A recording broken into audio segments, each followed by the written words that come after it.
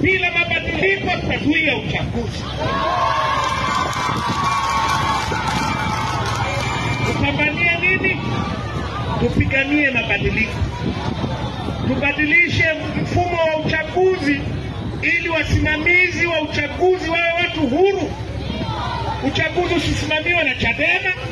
Mimi sitaki tusimamie uchaguzi sisi, lakini vile vile usisimamiwe na CCM.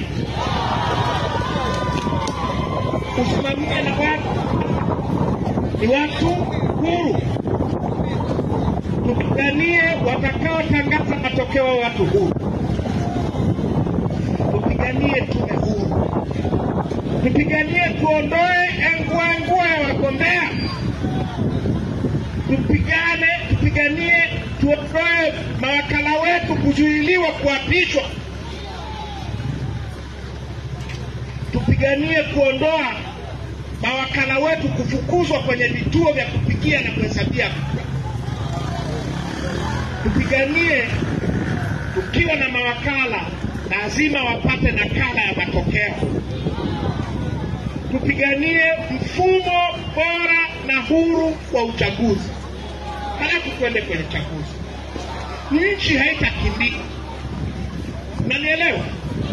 Tukitafuta mabadiliko nchi haitakimbia. Na chaguzi zitakuwepo tu. Lakini hatuwezi tukaendelea na mfumo wa ajabu wa kihuni kama huu. Sawa sawa jamani. Ndio ujumbe ambao mkutano wetu mkuu wa taifa umetupa. Mkutano wetu mkuu wa taifa ulipofanya uchaguzi nikawa mwenyekiti, wametuambia tuongoze mapambano ya kudai mabadiliko ya mfumo wa uchaguzi. Ndio maana tunasema hakuna mabadiliko, hakuna uchaguzi.